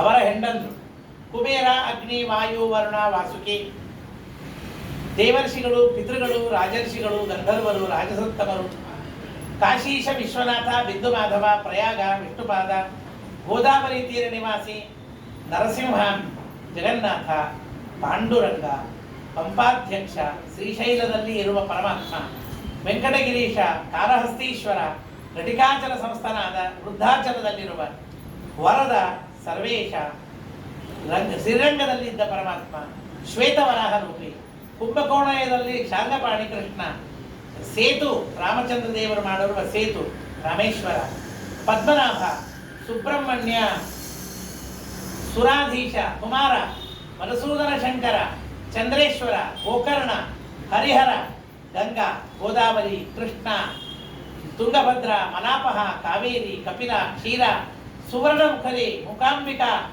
ಭೈರವ, ಕಾಲಭೈರವ, ಕಾಮಾಕ್ಷಿ, ವಿಶಾಲಾಕ್ಷಿ, ಕಮಲಾಕ್ಷಿ, ವರಪ್ರದ, ರಮೇ, ಕೊಲ್ಲಾಪುರಾಧ್ಯಕ್ಷೆ, ಎಲ್ಲರನ್ನೂ ಸ್ಮರಣ ಮಾಡ್ತಾಳೆ. ಸಸ್ಮಾರ ಭಕ್ತಿ ಭಾವೇನ. ಇಷ್ಟೆಲ್ಲ ಹೆಸರು ತಗೊಳ್ಳೋದ್ರಾಗ ಒಣಗಿ ಬಿಡಿದ್ರು. ನಾನು ಮತ್ತೊಂದೆರಡು ತಾಂಬೂರು ತಂದಿರು ಅಂತ ಹೇಳಿದ್ರು. ತಾಂಬೂರು ಎದುರಿಗೆ ಇಟ್ಕೊಂಡು ಕೂತಿದ್ರು. ಮತ್ತೆ ಬಾಯಿಗೆ ಹಾಕೊಂಡು ಅದನ್ನ ಹೆಂಗೆ ತಿಂದು ಗೊತ್ತಿಲ್ಲ, ಅಲ್ಲಂತೂ ಇಲ್ಲ ಅಂತ ಹೇಳಿಲ್ಲ. ಹೆಂಗೆ ಅದೆಲ್ಲ ದೇವ್ರ ಮಹಿಮಾ ಅಷ್ಟೇ. ಸಸ್ಮಾರ ಭಕ್ತಿ ಭಾವೇನ ಚೋವಾಚ ಮಧುರಂ ವಚ. ಪರಮಾತ್ಮ ಮಾತನಾಡ್ತಾ ಇದ್ರೆ ಆ ಮಾತಿನ ಮೋಡಿಯೊಳಗೆ ಜಗತ್ತನ್ನು ಮರ್ತಿದ್ಲಂತ. ಆ ಮಾತೇ ಆ ತರಹ ಆಕರ್ಷಣೀಯವಾದ ಮಾತು ಪರಮಾತ್ಮನು. ಶೃಣುರಾಜ್ಞಿ, ಹೇಳ್ತೀರಿ ಕೇಳಮ್ಮ. ಧರಣಿ ಹೇಳ್ತಾಳೆ, ಸತ್ಯಂಬದ ಮಹಾಪ್ರಾಜ್ಞೆ, ನಮ್ಮ ದುಃಖ ಎಲ್ಲ ಹೋಗಬೇಕಮ್ಮ, ಹಾಗೆ ನೀನು ಹೇಳು ಅಂತ ಹೇಳಿದಾಗ ಮುತ್ತಿನ ರಾಶಿ ಅದಕ್ಕೆ ತಲೆ ಮೇಲೆ ಕೈ ಇಟ್ಟು ಆಣೆ ಹಾಕಿ ಹೇಳ್ತೀನಿ ಅಂತ ಕೈಯಲ್ಲಿ ಕೋಲನ್ನು ಹಿಡಿದುಕೊಂಡು ಕಣ್ಣು ಮುಚ್ಚಿ ಅದನ್ನು ಬಡಿತಾ ಹೇಳ್ತಾಳೆ, ವದಾಮಿ ಶೃಣು ಭದ್ರಾಣಿ ದ್ವೈತುಸ್ತೇಂಗ ಶೋಷಣಂ. ನಿನ್ನ ಮಗಳಿಗೆ ಯಾಕೆ ಇಷ್ಟು ಸೊರಗ್ತಾ ಇದ್ದಾಳೆ ಅಂದರೆ, ಯಾವನೋ ಒಬ್ಬ ಪುರುಷ, ಮನ್ಮಥಾಕಾರನಾದ ಪುರುಷ, ಅವನ ಸ್ಮರಣೆಯಿಂದ ಅವಳ ಮನಸ್ಸಿನಲ್ಲಿ ಈ ತರಹ ಆಗ್ತಾ ಇದೆ.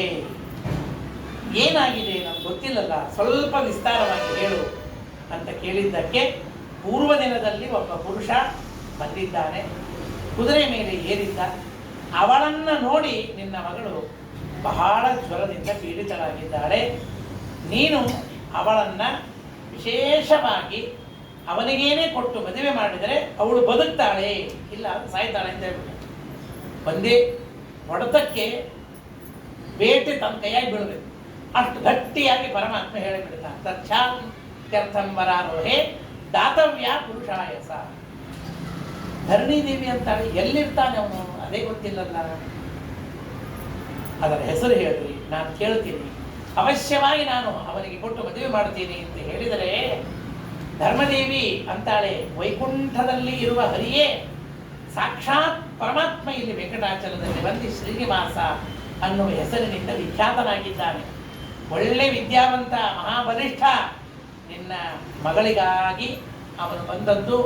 ಅವನ ಕುದುರೆಯನ್ನು ನನ್ನ ಮಗಳು ಕಲ್ಲು ಹೊಡೆದು ಕೊಂದಿದ್ದಾಳೆ. ಆರಾಮದ್ವಾರ ನಿಕಟೆ ಪತಿತ ಪೃಚ್ಛತಃ ತತ್ಸಖಿ. ದೇವರು ಎಷ್ಟು ವಿಚಿತ್ರ ಅಂತಂದ್ರೆ, ಆ ಕುದುರೆಗೆ ಕಲ್ಲು ಹೊಡೆದು ಅವಳು ಕೊಂದಿದ್ದಾಳೆ ಅಂತ ಅನ್ನೋದು ಸುಳ್ಳು ಹೇಳೋದಾದ್ರೆ ಅವಳು ಗೆಳತಿಯರು ಕೇಳೋದು. ಯಾಕಂದ್ರೆ ಅವಳೇ ಇದ್ದದ ದೊಡ್ಡಿ, ಇವನೇ ಇದ್ದ, ಅದೆಲ್ಲ ಸಾಕ್ಷಿ ಇವನೇ. ಅದಕ್ಕಾಗಿ ಗೆಳತಿಯರಿಗೆ ಕೇಳು ಅಂತ ಹೇಳ್ತಾಳೆ. ಗೌರವ ರಾಜಪುತ್ರಾಸ್ತು ಕ್ಷಮೇತ ಪುರುಷೇಣ ತತ. ನಿನ್ನ ಮಗಳ ಆಣಿ ಮಾಡಿ ಹೇಳ್ತೀನಿ, ಆ ಹುಡುಗ ಮಾಡೋ ಸಾತ್ವಿಕೆಯಿಂದ ಅದಕ್ಕೆ ಕ್ಷಮಾ ಮಾಡೋಣ ಅಂತ ಇಷ್ಟೇ ಹೇಳಿದ.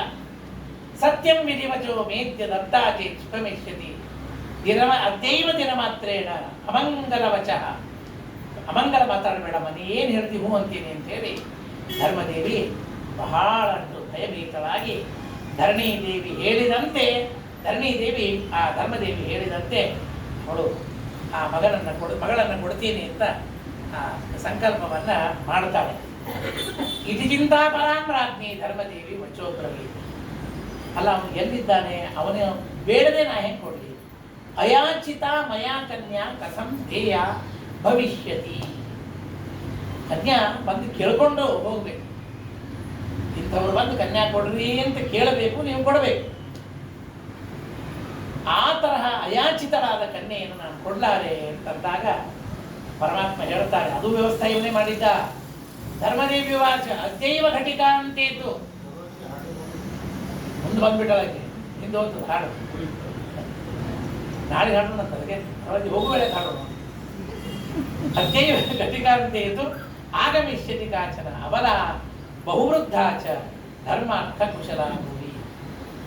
ದೇವರು ಎಷ್ಟು ವ್ಯವಸ್ಥಿತವಾಗಿ ಕರ್ಮಗಳನ್ನು ಮಾಡುತ್ತಾನೆ.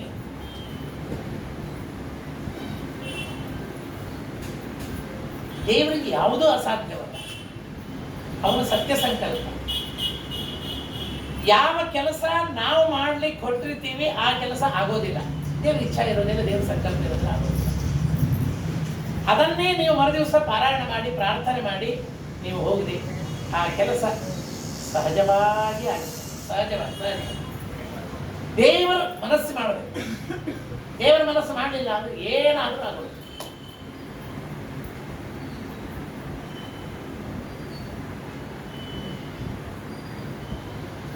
ಸತ್ಯಾತ್ಮ ಕನ್ವೆನ್ಷನ್ ಬೆಳೆಯಾಕ ನಿಮಗೆಲ್ಲ ಅನುಭವಕ್ಕೆ ಬಂದದ್ದು 300 ಕಾರುಗಳಿಂದ ಸ್ವಾಮಿಗಳ ಸ್ವಾಗತ ಮಾಡೋದು ಅಂತ ವಿಚಾರ ಇತ್ತು. ಅದಕ್ಕೆ ಕಮಿಷನರ್ ಹತ್ರ ಪರ್ಮಿಷನ್ ತಗೊಳ್ತೀವಿ. ಅದನ್ನ ಹೇಗೆ ಮಾಡೋದು? ಮೇನ್ ಹೈವೇ ಎಕ್ಸ್ಪ್ರೆಸ್ ಹೈವೇ ರೋಡಿಗೆ 300 ಕಾರುಗಳಿಗೆ ಮೆರವಣಿಗೆ ಹುಡುಗಾಟಿಗೆಲ್ಲ 5-6 ಜನ ತಗೊಂಡು ಹೋಗಿ ನಾವು ಕಮಿಷನರ್ ಹತ್ರ ಹೋದರೆ ಈ ಅಪ್ಲಿಕೇಶನ್ ನೋಡಿ ಬೈದು ವಿಚಿತ್ರವಾಗಿ ಬೈದು ಕಳಿಸ್ತೀವಿ. ನಿಮ್ಗೇನಾದರೂ ಯಾರು ಎಲ್ಲ ದೊಡ್ಡ ದೊಡ್ಡ ಎಜುಕೇಟೆಡ್ ಅಂತ ಎಲ್ಲ ದೊಡ್ಡ ದೊಡ್ಡ ಅಧಿಕಾರಿಗಳು ಹೋಗಿದ್ರು. ಎಜುಕೇಟೆಡ್ ಅಂತಂತೀರಿ, ನಿಮಗೇನಾದರೂ ಬಿದ್ದಿದೆ ಮುಂಬೈ ಏನು, ಆ ಟ್ರಾಫಿಕ್ ಏನು, 300 ಕಾರ್ ಏನು, ಮೆರವಣಿಗೆ ಏನು, ನೀವು ಕೇಳಬೇಕಂತ ಹೆಂಗೆ ಅನ್ನಿಸ್ತು ಅಂತ ಹೇಳಿ ಇದು ಸಂಬಂಧ ಇಲ್ಲ, ಸರಿ ಅದನ್ನು ಆಗಿಂದಾಗ ರಿಜೆಕ್ಟ್ ಮಾಡಿ ಒಗೆದು ಬಿಟ್ಟ. ಹೋಗ್ರಿ ಈ ಸರಿ ಮಾತಾಡ್ಬಿಟ್ಟು ಅಂತ ಹೇಳಿ ತಾಸುಗಟ್ಟಲೆ ಕೂತ್ರು, ಏನಾದರೂ ಅವ್ನು ನೋಡಿಲ್ಲ, ಸಿಟ್ಟಿಗೆ ಬಂದ್ಬಿಟ್ಟ. ಆಯ್ತು ತಿರುಗಿ ಬಂದ್ಬಿಟ್ರೆ ನಾನು ಮುಂಜಾನೆ ಹೋದವ್ರು ಸಂಜೆ 4ಕ್ಕೆ ತಿರುಗಿ ಬಂದು ನಮ್ಮ ಗುರುಗಳಿಗೆ ಒಂದು ಕೆಲಸ ಕೈಯಲ್ಲಿ ಹಿಡಿದ್ರೆ ಅದನ್ನು ಭಗವಂತನಿಂದ ಹಠ ಮಾಡಿ ಅದನ್ನು ಮಾಡಿಸ್ಬೇಕು ಅಂತ ಸಂಕಲ್ಪ. ನಾವು ಮಕ್ಕಳು ಬೇಡ್ಲಿಕ್ಕೆ ಅಧಿಕಾರ ಅದ, ನಾವು ಬೇಡ್ತೀವಿ. ಹೇಳಿದ್ರು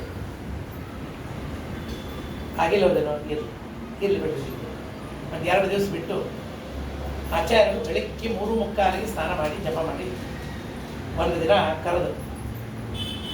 ಕರೆದು ಸ್ವಾಮಿಗಳು ಮುಗುಂದ ಕಡೆಗೆ ಅವರೊಬ್ಬರನ್ನೇ ಕರೆದು, ನಾನಿವತ್ತು ನಾಳೆ ಬೆಳಗ್ಗೆ ಒಳ್ಳೆ ಮುಹೂರ್ತ ಇದೆ, ನಾನು 3:45ಗೆ ಹೇಳ್ತೀನಿ, ಸ್ನಾನ ಮಾಡ್ತೀನಿ, ಜಪ ಮಾಡ್ತೀನಿ, ಮಂತ್ರಾಕ್ಷರಿ ತಗೊಳ್ರಿ, ಹೋಗ್ರಿ. ಅಲ್ಲ ಮತ್ತು ಬೈದಾನ ನಾ ಏನು ಹೇಳ್ತೀನಿ ಅಷ್ಟು ಕೇಳ್ರಿ. ಬೆಳಿಗ್ಗೆ ಸ್ನಾನ ಮಾಡಿ ಜಪ ಮಾಡಿ ಭಗವಂತನ ವೆಂಕಟೇಶ ದೇವರ ಎದುರಿಗೆ ವಿಶೇಷವಾಗಿ ಪ್ರಾರ್ಥನೆ ಮಾಡಿ ಮಂತ್ರಾಕ್ಷರಿ ಕೊಟ್ಟು ಕಳಿಸಿದ್ರು. ಅದೇ ಕಮಿಷನರ್, ಅದೇ ಹೋದವ ಇವರು ವ್ಯಕ್ತಿ ಅಲ್ಲಿ ಹೋಗಿ ಒಂದು ಅಪ್ಲಿಕೇಶನ್ ಅದನ್ನು ಏನೋ ಬರೆದಿದ್ದು ಅದು ತೊಗೊಂಡೋದ್ರು. ಏನು ಸಂಸ್ಥಾದ್ದು ಪರಿಚಯ ಅಂತ ಹೇಳಿ ಏನು ನೋಡಿದ್ರು, ಸಹಿ ಮಾಡಿ ಕೊಟ್ಟು ಹೋಗಿ ಓಕೆ ಅಲ್ಲ ಮತ್ತೆ ಎಲ್ಲ ಓಕೆ ನಾನು ಕೆಳಗಿನವ್ರಿಗೆ ಹೇಳ್ತೀನಿ ಅಂತ ಹೇಳಿ ಆಗಿಂದಾಗ ಕರೆಸಿ ಎದುರಿಗೆ ಯಾರ್ಯಾರಿಗೆ ಏನೇನು ವ್ಯವಸ್ಥೆ ಮಾಡಬೇಕು ಅಂತ ಹೇಳ್ಬೇಕಾಗಿತ್ತು. ಅವ್ರಿಗೆ ಹೇಳಿ ಇವ್ರು ಏನು ಕೆಲಸದ ಎಲ್ಲ ಸರಿಯಾಗಿ ವ್ಯವಸ್ಥೆ ಮಾಡಿರಿ ಅಂತ ಹೇಳಿಕೊಟ್ಟು ಕಳಿಸ್ಬಿಟ್ಟು ಹಬ್ಬದೇ 10 ನಿಮಿಷದೊಳಗೆ ಕೆಲಸ ಇದೆ. ದೇವರು ಸಂಕಲ್ಪ ಮಾಡಿದರೆ ಅತೀ ಸುಲಭವಾಗಿ ಮಾಡ್ತಾರೆ.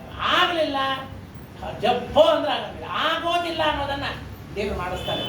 3 ಉಪಾಯಗಳಿವೆ ದೇವರಿಗೆ.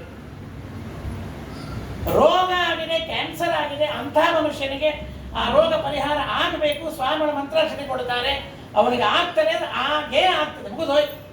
ಅಂದ್ರೆ ಏನ್ರಿ ಲಾಸ್ಟ್ ಸ್ಟೇಜು ಏನು ಸಂಬಂಧ? ಲಾಸ್ಟ್ ಸ್ಟೇಜ್ ದೇವರಿಗೆ ಲಾಸ್ಟ್ ಅಲ್ಲ, ಇನ್ನು ಯಮಲೋಕಕ್ಕೆ ಹೋದಾಗೆ ತಿರುಗಿ ಕರ್ಕೊಂಡು ಬಂದಾನವ. ಲಾಸ್ಟ್ ಸ್ಟೇಜ್ ಏನು ವಿಚಾರ ಮಾಡ್ತೀವಿ? ಗುರುಪುತ್ರ ಯಮಲೋಕಕ್ಕೆ ಹೋಗಿತ್ತದು ಕೇಸು, ಅಂಥದ್ದು ಅಲ್ಲಿಂದ ಹಿಡ್ಕೊಂಡು ಬಂದು ಗುರುಪುತ್ರರಿಗೆ ಒಪ್ಪಿಸಿದ ದೇವರಿಗೆ ಇಂಥ ಸಣ್ಣ ಪುಟ್ಟದ ರೋಗಗಳನ್ನು ವಾಸಿ ಮಾಡೋದು ಅಸಾಧ್ಯನಾ? ಏನು ಹೆಸರಲ್ಲೇ ಇದ್ದಾಗ ರೋಗಗಳನ್ನು ಪರಿಹಾರ ಮಾಡಿದ್ದಾರೆ. ಇದು ಭಗವಂತನ ವಿಚಿತ್ರವಾದ ಸಂಕಲ್ಪ. ಅದನ್ನ ಇಲ್ಲಿ ಎಚ್ಚರದಿಂದ ಹೇಳ್ತಾರೆ. ಒಂದೊಂದು ಮಾತು ನಾವು ಅದನ್ನ ನಮಗೆ ಸಂಬಂಧಪಟ್ಟಂತೆ ಇದನ್ನು ಕೇಳಿದರೆ ಆಗ ವೆಂಕಟೇಶ್ ಮಾರ್ಗ ಸಾರ್ಥಕ. ಸನ್ನಿಧೌ ಮಮ ಸಂಕಲ್ಪಂ ಕುರು ಕನ್ಯಾನಿ ಇಂತಕಂ ಸಾಧು ಮಾರ್ಗಂ ತಂ ಧರಣ್ಯವಾಚ ಏನಕ್ಕೇನಾಪ್ಯುಪಾಯೇನ. ಆ ಧರ್ಮದೇವಿಯನ್ನು ಪರಮಾತ್ಮ ಕಳಿಸಿದ್ದರಲ್ಲ, ಅವಳು ಮಾತಾಡಿದರೆ ಕೆಲಸ ಆಗಬೇಕು, ಅದು ದೇವರೇ ವ್ಯವಸ್ಥೆ ಮಾಡಿ. ಬಹಳ ಮಾತಾಡೋದು ಕಾರಣ ಇಲ್ಲ, ಏನು ಮಾತಾಡದೇ ಇದ್ರೂ ಕೆಲಸ ಆಗಬೇಕು ಅನ್ನೋ ಹಾಗೆ ಭಗವಂತ ಮಾಡಿ ಅಲ್ಲಿಂದ ಏವಂ ಚೇತ್ಯೆ ಸುಖ ಸುತಾರಾತ್ನಿ ಜೀ ವಿಶ್ವದಿನ ಸಂಶಯ ಪತಿರ್ಮೇ ವರ್ತತೆ ಯತ್ರ ದೇವಿ ತತ್ರ ವ್ರಜಾಮ್ಯಹಂ ಇತ್ಯುಕ್ತಾಸೌ ಜಗಾಮಾಶು ನಿಜಧಾಮಂ ವ್ರಜಾಂಗನ ಸಾಪಿತಾಂ ಬಾಣಮಿತ್ಯುಕ್ತ್ವಾ ನಿರ್ಜಗಾಮ ಪುರಾತ್ ಬಹಿಃ ಕಕ್ಷೇ ಬದ್ಧ್ವಾ ಸುತಂ ರಾಜನ್ ಸ್ವರ್ಣಶೂರ್ಪಂ ಸದುನ್ಮಕಂ ಜಗಾಮೋತ್ತರಮಭ್ಯೇತ್ಯ ಪುಲಿಂತಾ ಮಿಥಿಲೇಶ್ವರ. ಎಲ್ಲ ಸಂಕಲ್ಪ ಮಾಡಿಸಿ ಹೇಳಿ ಬಂದ ದಾರಿಗೆ ಸುಂಕ ಇಲ್ಲ ಅಂತ ದೇವರು ಮತ್ತೆ ಪುನಃ ತಿರುಗಿ ಹೊರಡುತ್ತಾನೆ. ಹಾಗೆ ಬಂದಿದ್ದ ಹೋಗುವಾಗ ಇದು ಆ ಬುಟ್ಟಿ ಇತ್ತಲ್ಲ, ಬುಟ್ಟಿ ತುಂಬಿ ಅವಳು ಏನೇನು ಕೊಟ್ಟದ್ದು ಒಂದು ಮುತ್ತಿಂದು ಆ ಕಡೆ ಈ ಕಡೆ ಹೋಗದೇ ಇದ್ದಾಗ ಆರಿಸೋಣ ತಗೊಂಡು ಹೋದಂತ ದೇವರು. ಯಾಕೆ ಮದುವೆ ಗುರು ಹೇಳಕ್ಕೆ ಇದ್ರದ್ದೇ ಮುತ್ತಿನ ಅಂಗಿ ಮಾಡ್ಕೊಂಡು ಬರ್ತೀನಿ ಅಂತ ಹೇಳೋದು ದೇವರು. ಭಗವಂತ ಲೋಭಿ ಅಂತ ತೋರಿಸ್ತಾನೆ. ಯಾಕೆ ಅಂತಂದ್ರೆ ನಿನ್ನೊಳಗಿರುವ ಲೋಭ ಕಡಿಮೆ ಆಗ್ಬೇಕಾದ್ರೆ ನಾ ಲೋಭ ತೋರಿಸ್ತೀನಿ ಅಂತ ದೇವರು ಹೇಳ್ತಾನೆ. ನೀನು ಎಷ್ಟು ವ್ಯಾಪಾರಕ್ಕೆ ಲೋಭಿಯಾಗಿದ್ದಿ, ಪುಣ್ಯಕ್ಕೆ ಆ ತರಹ ಲೋಭಿಯಾಗು, ನಿನ್ನ ಜೀವನವನ್ನು ಉದ್ಧಾರ ನಾನು ಮಾಡ್ತೀನಿ ಅಂತ ಸೀನಪ್ಪ ನಾಯಕ ಅಲ್ಲಿ ಬಂದು ಕೂತಿದ್ದಾನೆ. ಪುಲಿಂದಿನ್ಯಾ ಬಂದ ದಾರಿಯಿಂದ ನಾನು ಹೋಗ್ತೀನಿ ಅಂತ ಹೊರಟು ಹೋಗಿದ್ದಾನೆ. ಪುತ್ರಿಯನ ಕೇತನ ಪ್ರಾಪ್ತ ಹೃದಯ ವೃಷ ದುಃಖಿತ. ಆವಾಗ ಮಗಳ ಹತ್ರ ಬಂದಿದ್ದಾಳೆ. ಕೇಳ್ತಾಳೆ, ಏನಾಗಿದೆ ನಿಜವಾಗಿ ಹೇಳು, ತಾಯಿ ಹತ್ರ ಯಾವುದೂ ಸುಳ್ಳು ಮಾತಾಡೋದಿಲ್ಲಲ್ಲ. ಆಗ ಹೇಳ್ತಾಳಂತೆ, ಕಾಂಕ್ಷಾಂ ಸಂಪ್ರತಿತಾ ಮಧ್ಯ ವಕ್ತುಂ ಶಕ್ನೋಮಿ ನ ಸ್ವಯಂ ತಥಾಪಿ ತತ್ ಪ್ರವಕ್ಷ್ಯಾಮಿ ಮಾತೃತ್ವಾತ್ ಶೃಣೋಭಾಮಿನಿ. ನನ್ನ ಮನಸ್ಸಿನೊಳಗೆ ಒಂದು ಇಚ್ಛೆ ಇದೆ, ಅದನ್ನು ಹೇಳಲಿಕ್ಕೆ ಬಾಯಿ ಇಲ್ಲ, ಆದರೂ ತಾಯಿ ಆದದ್ದಕ್ಕಾಗಿ ಹೇಳ್ತೀನಿ ಕೇಳು. ತ್ವಯಾತ್ಯಪ್ತಾಗತಾ ಮಾತಃ ಪುಷ್ಪಾರಾಮಂ ಸಖೀಯುತ ತತಃ ಕಶ್ಚಿತ್ ಪುಮಾನ್ ಪ್ರಾಪ್ತಃ ಪುರಾಣ ಪುರುಷೋತ್ತಮ.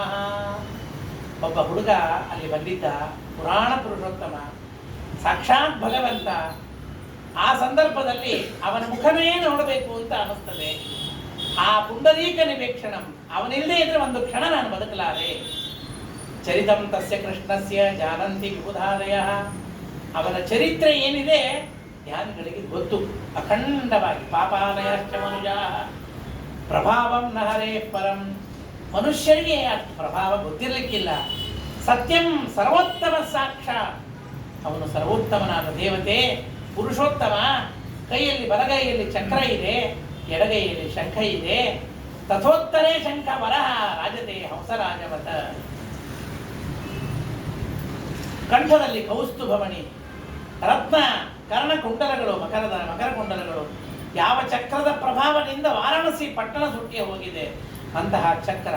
ಶಾರ್ಂಗ ಧ್ವನಿ ಅನೇಕ ಅಸುರರ ಹೃದಯವನ್ನೇ ನಡಗಿಸ್ತದೆ. ಅವನನ್ನು ಬಿಟ್ಬಿಡು, ಅವರ ಭಕ್ತರ ಲಕ್ಷಣ ಹೇಳ್ತೀನಿ. ವೇದಶಾಸ್ತ್ರ ಪರರು ಯಾರು? ಶಂಖಚಕ್ರ ಅಂಕಿತಾಹ. ದೇವರ ಭಕ್ತರ ಲಕ್ಷಣ ಅಂದ್ರೆ ಯಾವಾಗಲೂ ಶಂಖಚಕ್ರಾದಿ ಚಿಹ್ನಗಳು ಮೂಡಿರಬೇಕಂತ. ಸಂಜೆ ಆದಂಗೆ ಹಚ್ಕೊಂಡದ್ದು ಹೋಗಿಬಿಡುತ್ತದೆ, ಬೆವರು ವರ್ಷಿ ಹೋಗ್ತದೆ. ಅದಕ್ಕೆ ಮುದ್ರೆ ಹಾಕ್ಸ್ಕೊಳ್ಬೇಕು ಸ್ವಾಮಿಗಳತ್ತ. ಶಂಖಚಕ್ರ ಮುದ್ರೆ ಬಿದ್ದಿತ್ತು, ಅದು ಎಲ್ಲಿ ತನಕ ದೇಹದ ಮೇಲೆ ಇರ್ತದೆ ಅಲ್ಲಿ ತನಕ ಯಮದೇವರು ಏನು ಮಾಡಂಗಿಲ್ಲ. ಅದು ಹೋತು ಮತ್ತೆ ಸ್ವಾಮಿಗಳ ಹತ್ರ ಮುದ್ರೆ ಹಾಕ್ಸ್ಕೊಳ್ಬೇಕು. ಅವ್ರು ಹೇಳ್ತಿರ್ತಾರೆ ವರ್ಷದ ತನಕ ತಗೋಬೇಡ್ರಿ ಅಂತ ಅಂತಿರ್ತಾರೆ. ಅವೆಲ್ಲ ಯಾರದನ್ನು ಪಾಲನೆ ಮಾಡ್ತಾರೆ ಮಾಡಿ. ನಮಗಂತೂ ಶಂಖಚಕ್ರ ಹಿಂಗೆ ಎದುರು ಕಾಣಿಸ್ತಿರ್ಬೇಕು. ಯಾಕಂದ್ರೆ ಇವು ಹಚ್ಕೊಂಡದ್ದು ಕಾಣಿಸ್ಲಿಲ್ಲ, ಇಲ್ಲ ನೋಡಿ ಶಂಖಚಕ್ರ ತೋರಿಸ್ಲಿಕ್ಕೇ ಇರಬೇಕು. ಹಾಗಾಗಿ ಶಂಖಚಕ್ರಾಂಕಿತ ಏಚ ಊರ್ಧ್ವಪುಂಡ್ರಧರಾಶ್ಚಯ್ಯ. ಚಂದಾಗಿ ಊರ್ಧ್ವಪುಂಡ್ರ ಇದೇ ನಿಂಗೆ ಸರಳ ಹಚ್ತೀವಿ ನೋಡಿ, ಇಲ್ಲಿ ತನಕ ಹೋಗಿರ್ಬೇಕಂತ. ಮೂಗಿನ ತುದಿಯಿಂದ ನೆತ್ತಿ ತುದಿ ತನಕ ಇರಬೇಕು, ಉದ್ದೋ ಉದ್ದ. ಅದು ಯಾವುದು ಅಂದ್ರೆ ರಾಜಮಾರ್ಗ, ವಾದಿರಾಜರಂತಾರೆ. ಅದು ಎಕ್ಸ್ಪ್ರೆಸ್ ಹೈವೇ ಇದ್ದಾಗ ಕೇಶವಾಯ ನಮಃ ಅಂತ ಹೇಳಿ ಕೃಷ್ಣಾಯ ನಮಃ ಇಲ್ಲಿ ಬರ್ತಾನೆ. ಡೈರೆಕ್ಟ್ ಕೃಷ್ಣನನ್ನ ಅಲ್ಲಿ ಹೇಳೋದು. ಅಂತಹ ಊರ್ಧ್ವಪುಂಡ್ರ ಮೋಕ್ಷಕ್ಕೆ ಸಾಧನವಾದದ್ದು. ಅವರ ಭಕ್ತರು ಯಾರೂ ಸುಳ್ಳು ಮಾತಾಡೋದಿಲ್ಲ. ಇಂತಹ ಭಗವದ್ ಭಕ್ತರಿದ್ದಾರೆ. ಅಂತಹ ಭಕ್ತರನ್ನ ಪಡೆದ ಅವನು ಎಂತಹ ಮಹಾನುಭಾವ. ಜಗನ್ನಾಥದಾಸರು ಹೇಳ್ತಾರೆ ಅದೇ ಕಾರಣ. ಎನ್ನಂಥ ಭಕ್ತರು ಅನಂತ ನಿನಗೆ ಹೇಳು, ನಿನ್ನಂಥ ಸ್ವಾಮಿ ನನಗಿಲ್ಲ. ಮನದೊಳಗೆ ತಾನಿತ್ತು ಮನವೆಂದೆನಿಸಿಕೊಂಡು ಮನದ ವೃತ್ತಿಗಳನ್ನೇ ಸೃಜಿಸುವಿ. ಮನದ ವೃತ್ತಿಗಳನ್ನೇ ಸೃಜಿಸಿ ಸಂಕರ್ಷಣ ಎನ್ನ ಚಿತ್ತಕ್ಕೆ ಎಣೆಗಾಣಿ, ನಿನ್ನ ಚಿತ್ತಕ್ಕೆ ಎಣೆಗಾಣಿ.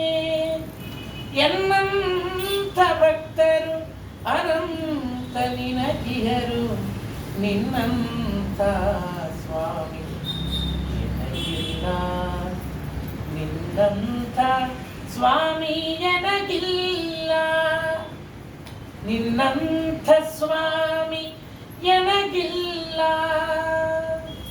ದೇವರನ್ನ ಆರ್ಥವಾಗಿ ಕೇಳಬೇಕು. ಸ್ವಾಮಿ, ನನ್ನ ಆರಾಧ್ಯ ನೀನೊಬ್ಬನೇ, ಇಂಥ ಸ್ವಾಮಿ ಇನ್ನೆಲ್ಲಿಯೂ ಇಲ್ಲ ನನಗೆ, ಅದಕ್ಕಾಗಿ ನಿನ್ನ ಪಾದಕ್ಕೆ ಬೀಳ್ತೀನಿ. ಆರ್ಥವಾಗಿ ದೇವರನ್ನ ಕೂಗಿದರೆ ದೇವರು ಎದುರಿಗೆ ಬಂದು ರಕ್ಷಣೆ ಮಾಡೇ ಮಾಡ್ತಾನೆ. ಇಂತಹ ಆ ಪರಮಾತ್ಮನ ರೂಪ ಎಷ್ಟಾದರೂ ವರ್ಣನೆ ಮಾಡಲಿ ನಾನು. ತನಯ ತನಯ ವಚನಂ ಸುತ್ತ ಸಾನಂದ ವಾಕ್ಯಮಬ್ರವಿ.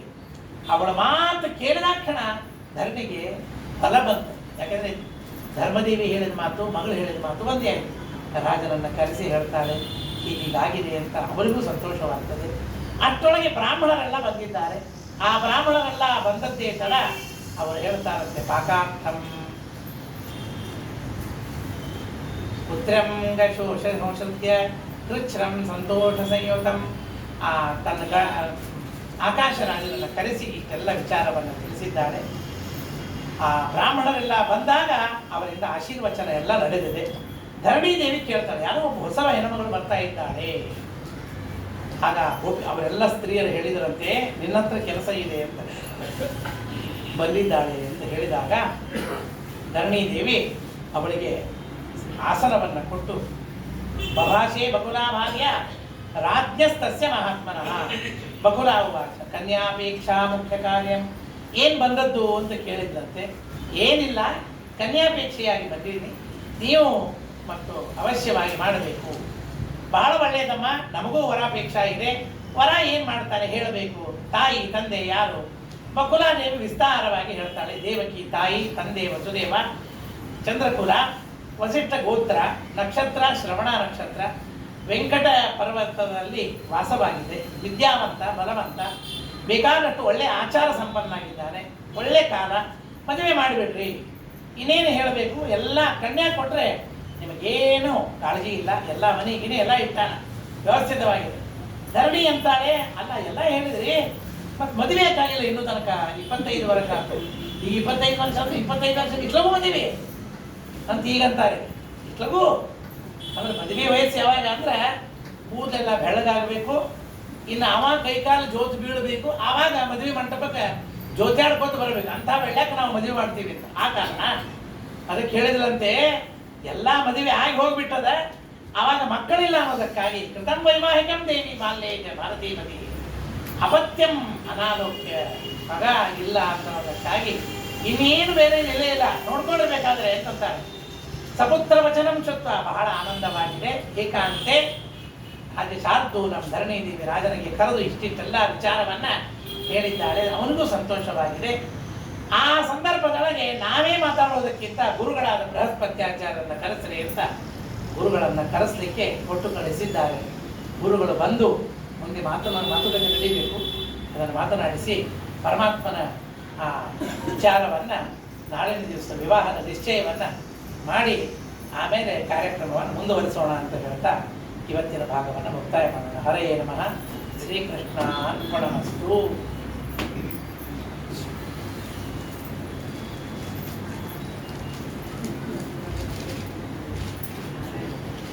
ವೆಂಕಟೇಶೋ ವಾಸುದೇವ ವಿಕ್ರಮಃ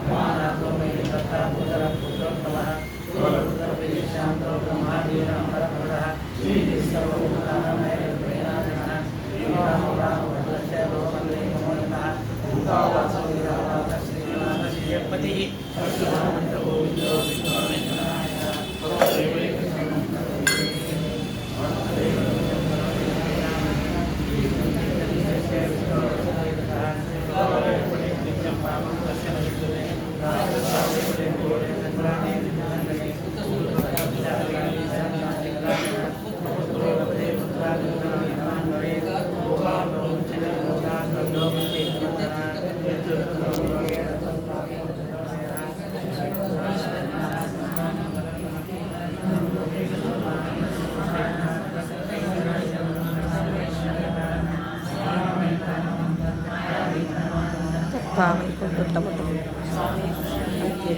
ಸಮೋದತೆ ರಾತ್ರ ಕಾಲ